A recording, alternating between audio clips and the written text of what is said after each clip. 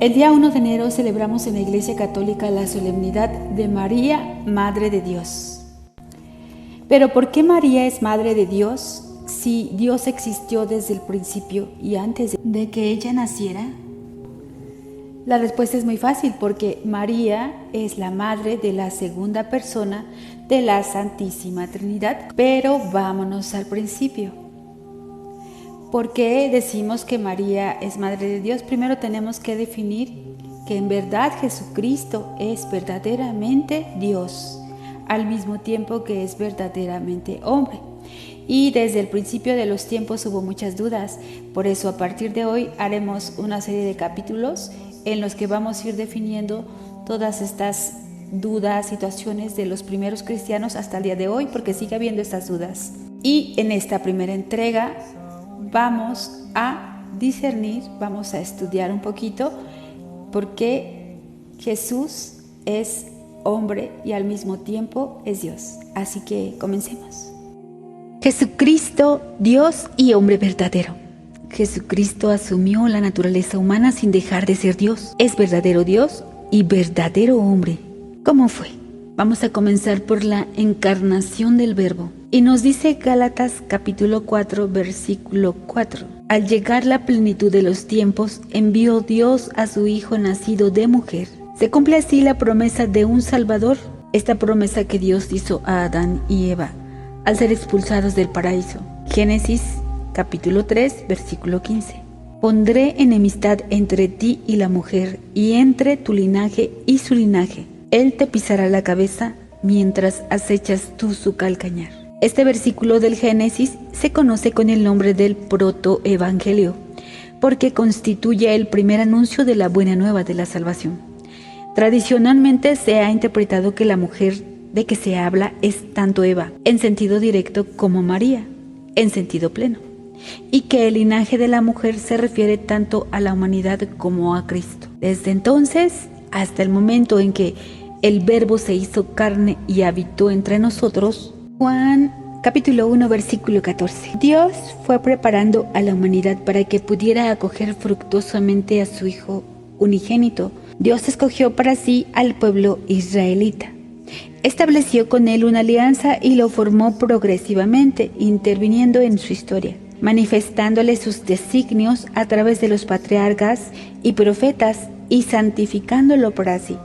Y todo esto como preparación y figura de aquella nueva y perfecta alianza que había de concluirse en Cristo, y de aquella plena y definitiva revelación que debía ser efectuada por el mismo Verbo encarnado. Aunque Dios preparó la venida del Salvador, sobre todo mediante la elección del pueblo de Israel, esto no significa que abandonase a los demás pueblos, a los gentiles, pues nunca dejó de dar testimonio de sí mismo. Lo vemos en Hechos capítulo 14, versículo 16. La providencia divina hizo que los gentiles tuvieran una conciencia más o menos explícita de la necesidad de la salvación, y hasta en los últimos rincones de la tierra se conservaba el deseo de ser redimidos. Luego entonces, la encarnación tiene su origen en el amor de Dios por los hombres. En esto se manifestó el amor que Dios nos tiene, en que Dios envió al mundo a su Hijo único para que vivamos por medio de Él. En 1 de Juan, capítulo 4, versículo 9. La encarnación es la demostración por excelencia del amor de Dios hacia los hombres, ya que en ella es Dios mismo el que se entrega a los hombres, haciéndose partícipe de la naturaleza humana en unidad de persona. Tras la caída de Adán y Eva en el paraíso, la encarnación tiene una finalidad salvadora y redentora, como profesamos en el credo: por nosotros los hombres y por nuestra salvación, bajó del cielo y se encarnó por obra del Espíritu Santo de María Virgen y se hizo hombre. Cristo afirmó de sí mismo que el Hijo del Hombre ha venido a buscar y salvar lo que estaba perdido. Lo podemos ver en Lucas capítulo 19, versículo 19, y en Mateo capítulo 18, versículo 11. Y que Dios no ha enviado a su Hijo para condenar al mundo, sino para que el mundo se salve por él. Juan 3, versículo 17. Luego entonces, la encarnación no solo manifiesta el infinito amor de Dios a los hombres, su infinita misericordia, justicia y poder, sino también la coherencia del plan divino de salvación. La profunda sabiduría divina se manifiesta en cómo Dios ha decidido salvar al hombre, es decir, del modo más conveniente a su naturaleza, que es precisamente mediante la encarnación del Verbo. Jesucristo, el Verbo encarnado, no es ni un mito ni una idea abstracta cualquiera. Es un hombre que vivió en un contexto concreto y que murió después de haber llevado su propia existencia dentro de la evolución de la historia. La investigación histórica sobre él es, pues, una exigencia de la fe cristiana. Que Cristo existió pertenece a la doctrina de la fe, como también murió realmente por nosotros y que resucitó al tercer día. Primera de Corintios 15, versículo 3 al 11. La existencia de Jesús es un hecho aprobado por la ciencia histórica, sobre todo mediante el análisis del Nuevo Testamento, cuyo valor histórico está fuera de duda. Hay otros testimonios antiguos, no cristianos, paganos y judíos, sobre la existencia de Jesús. Precisamente por esto, no son aceptables las posiciones de quienes contraponen un Jesús histórico al Cristo de la fe y defienden la suposición de que casi todo lo que el Nuevo Testamento dice acerca de Cristo sería una interpretación de fe que hicieron los discípulos de Jesús, pero no su auténtica figura histórica, que aún permanecería oculta para nosotros. Estas posturas, que en muchas ocasiones encierran un fuerte prejuicio contra lo sobrenatural, no tienen en cuenta que la investigación histórica contemporánea coincide en afirmar que la presentación que hace el cristianismo primitivo de Jesús se basa en hechos sucedidos realmente. Jesucristo, Dios y verdadero hombre. La encarnación es el misterio de la admirable unión de la naturaleza divina y de la naturaleza humana en la única persona del Verbo. Esto lo vemos en el Catecismo de la Iglesia Católica, numeral 483. La encarnación del Hijo de Dios no significa que Jesucristo sea en parte Dios y en parte hombre, ni que sea el resultado de una mezcla confusa entre lo divino y lo humano. Se hizo verdaderamente hombre sin dejar de ser verdaderamente Dios. Jesucristo es verdaderamente Dios y verdadero hombre. Catecismo numeral 464. La divinidad de Jesucristo, Verbo eterno de Dios, se ha estudiado al tratar sobre la Santísima Trinidad. Aquí nos fijaremos sobre todo en lo que hace referencia a su humanidad. La Iglesia defendió y aclaró esta verdad de fe durante los primeros siglos frente a las herejías que le falseaban. Ya en el siglo I, algunos cristianos de origen judío, los ebionitas, consideraron a Cristo como un simple hombre, aunque muy santo. En el siglo II surge el adopcionismo, que sostenía que Jesús era hijo adoptivo de Dios. Jesús solo sería un hombre en quien habita la fuerza de Dios. Para ellos, Dios era una sola persona. Esta herejía fue condenada en el año 190 por el Papa San Víctor, por el Concilio de Antioquía del 268, por el Concilio I de Constantinopla y por el Sínodo Romano del 382. La herejía arriana, al negar la divinidad del Verbo, negaba también que Jesucristo fuera Dios. Arrio fue condenado por el Concilio I de Nicea en el año 325. También actualmente la Iglesia ha vuelto a recordar que Jesucristo es el Hijo de Dios, subsistente desde la eternidad, que en la encarnación asumió la naturaleza humana en su única persona divina. La Iglesia también hizo frente a otros errores que negaban la realidad de la naturaleza humana de Cristo. Entre estos se encuadran aquellas herejías que rechazaban la realidad del cuerpo o del alma de Cristo. Entre las primeras se encuentra el docetismo, en sus diversas variantes, que tiene un trasfondo gnóstico y maniqueo. Algunos de sus seguidores afirmaban que Cristo tuvo un cuerpo celeste, o que su cuerpo era puramente aparente, o que apareció de repente en Judea sin haber tenido que nacer o crecer. Ya San Juan tuvo que combatir este tipo de errores. en 1 de Juan capítulo 4 versículo 1 y 2, 2 de Juan capítulo 7. Muchos son los seductores que han aparecido en el mundo que no confiesan que Jesús ha venido en carne. Arrio y Apolinar de la Odisea negaron que Cristo tuviera verdaderamente alma humana. El segundo ha tenido particular importancia en este campo y su influencia estuvo presente durante varios siglos en las controversias cristológicas posteriores. En un intento de defender la unidad de Cristo y su impecabilidad, Apolinar sostuvo que el Verbo desempeñaba las funciones del alma espiritual humana.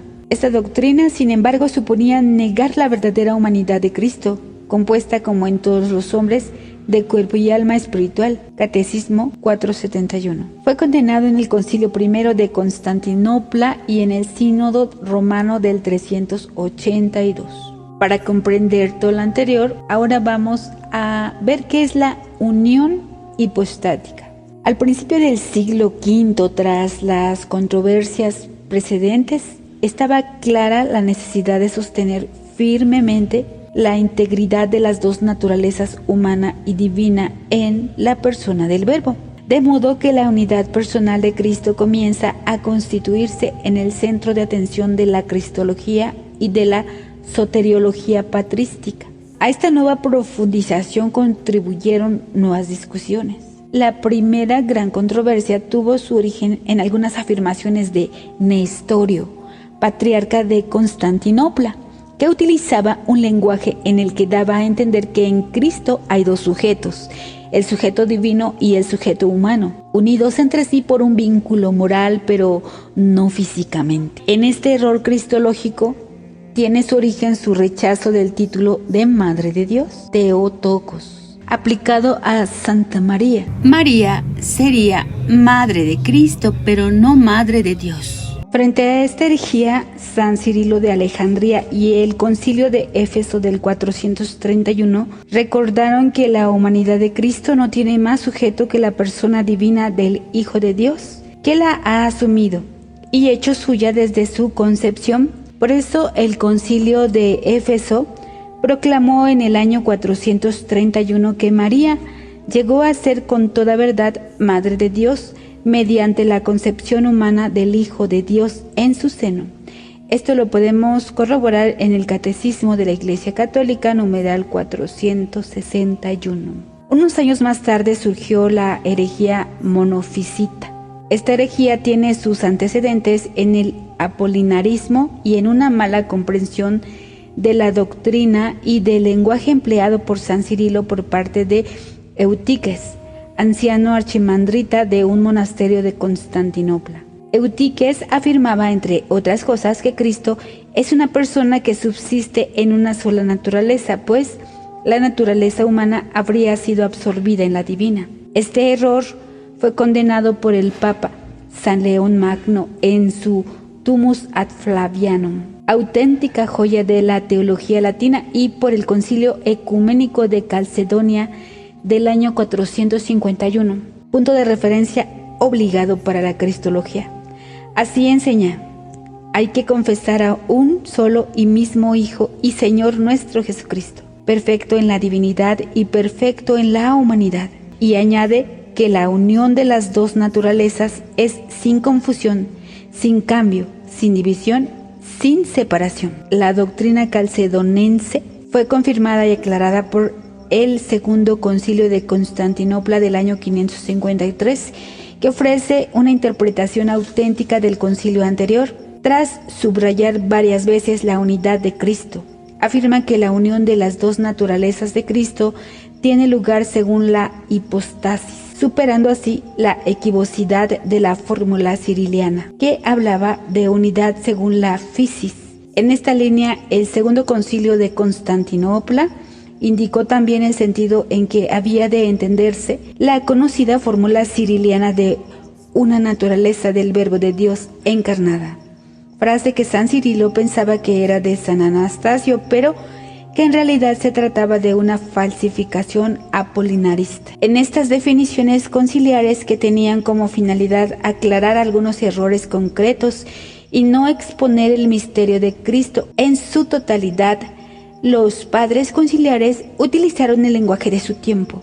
Al igual que Nicea empleó el término de consubstancial, Calcedonia utiliza términos como naturaleza, persona, hipostasis, etc., según el significado habitual que tenían en el lenguaje común y en la teología de su época. Esto no significa, como han afirmado algunos, que el mensaje evangélico se helenizara.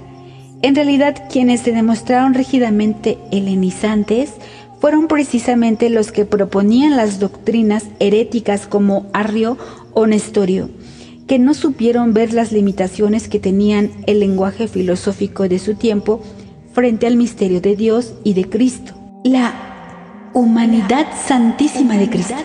En la encarnación, la naturaleza humana ha sido asumida, no absorbida. Catecismo 470. Por eso, la Iglesia ha enseñado la plena realidad del alma humana, con sus operaciones de inteligencia y de voluntad, y del cuerpo humano de Cristo, pero, paralelamente, ha tenido que recordar en cada ocasión que la naturaleza humana de Cristo pertenece propiamente a la persona divina de Dios, que la ha asumido.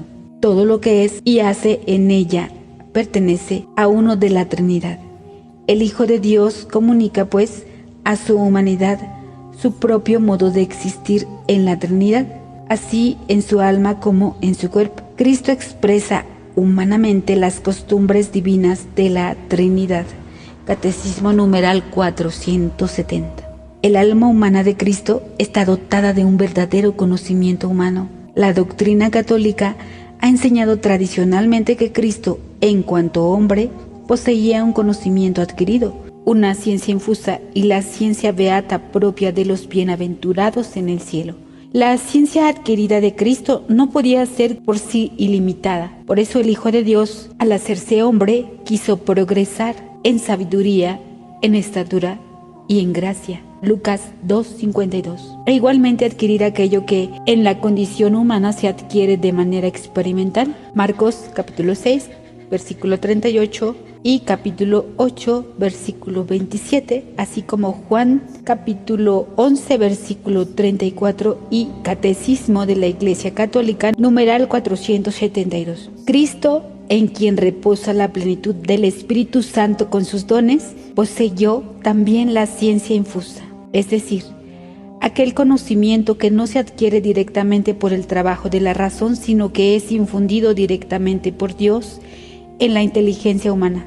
En efecto, el Hijo, en su conocimiento humano, demostraba también la penetración que tenía de los pensamientos secretos del corazón de los hombres. Marcos 2, versículo 8, Juan capítulo 2, versículo 25, Juan capítulo 6, versículo 61 y Catecismo de la Iglesia Católica, numeral 473.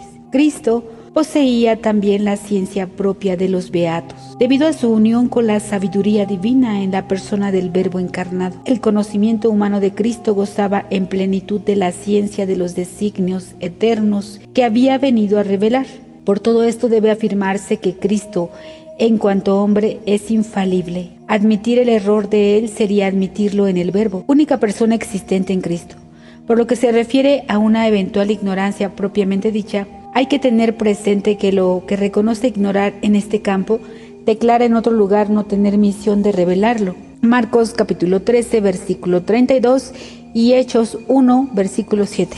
Se entiende que Cristo fuera humanamente consciente de ser el Verbo y de su misión salvífica. Por otra parte, la teología católica, al pensar que Cristo poseía ya en la tierra la visión inmediata de Dios, ha siempre negado la existencia en Cristo de la virtud de la fe. Frente a la herejía mononergeta y monotelita, que en lógica continuidad con el monofisismo precedente, afirmaban que en Cristo hay una sola operación o una sola voluntad. La Iglesia confesó en el Tercer Concilio Ecuménico de Constantinopla del año 681 que Cristo posee dos voluntades y dos operaciones naturales, divinas y humanas, no opuestas sino cooperantes, de forma que el Verbo hecho carne, en su obediencia al Padre, ha querido humanamente todo lo que ha decidido divinamente con el Padre y el Espíritu Santo para nuestra salvación. La voluntad humana de Cristo sigue a su voluntad divina sin hacerle resistencia ni oposición,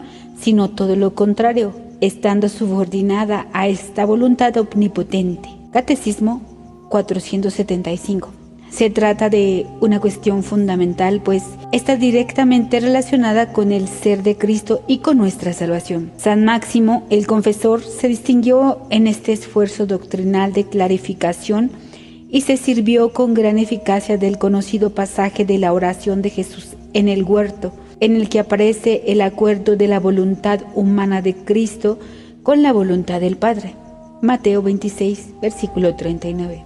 Consecuencia de la dualidad de naturalezas es también la dualidad de operaciones. En Cristo hay dos operaciones, las divinas, procedentes de su naturaleza divina, y las humanas, que proceden de la naturaleza humana. Se habla también de operaciones teándricas, para referirse a aquellas en las que la operación humana actúa como instrumento de la divina. Es el caso de los milagros realizados por Cristo.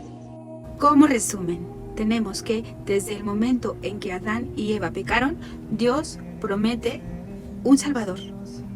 Es lo que conocemos como el protoevangelio, que lo entendemos de manera implícita. A través del tiempo, Dios fue preparando a su pueblo, Israel, para la llegada de su Salvador, lo que conocemos como la plenitud de los tiempos. Cuando a través del Espíritu Santo, Dios se encarna en una virgen. Jesús nace y se hace hombre, crece en gracia y en altura. Al hacerse hombre, Dios, en la persona de Jesucristo, tiene hambre, tiene frío, tiene calor, llora, asume los sentimientos de los seres humanos. Y finalmente, lo que tiene que ocurrir, Jesús muere crucificado, pero resucita al tercer día, porque es Dios. La existencia de Jesús está aprobada de manera científica, histórica, a través de los tiempos y a través de los evangelios. A través de los años hubo dudas en que Jesús fuera finalmente Dios y al mismo tiempo hombre, o si fue un hombre solamente con muchas virtudes. Había muchas dudas y por tanto muchas herejías. En diversos concilios como el de Constantinopla el II se proclama que Jesús es verdaderamente hombre y verdaderamente Dios, que en él existen las dos naturalezas y que en él tiene lugar la hipostasis. En el tercer concilio de Constantinopla se afirma que también Dios tiene dos voluntades, la voluntad humana y la voluntad divina, consecuencia también de la operación teándrica. Este término aplicable solamente a una persona que es al mismo tiempo divina y al mismo tiempo humana. Y por eso Jesús, cuando estuvo en la tierra como hombre, pudo hacer muchos milagros, pudo mandarle a las cosas creadas que lo obedecieran, así como la expulsión de muchos demonios. Terminamos el día de hoy dejando en claro que Jesús es verdaderamente hombre y verdaderamente Dios. Por lo tanto, su Santa Madre, al dar a luz a Dios, la llamamos María, Madre de Dios. Te espero en la siguiente entrega con el capítulo María, Madre de Dios. Y si te gustó, regálame un like, suscríbete. La suscripción es completamente gratuita aquí en YouTube. También te espero por TikTok como Carrusel de Historias para el Alma, y en Spotify nos puedes encontrar igual como Carrusel de Historias para el Alma. Y con la Virgen María de la mano hasta la victoria. ¿Quién como Dios? Nadie como Dios.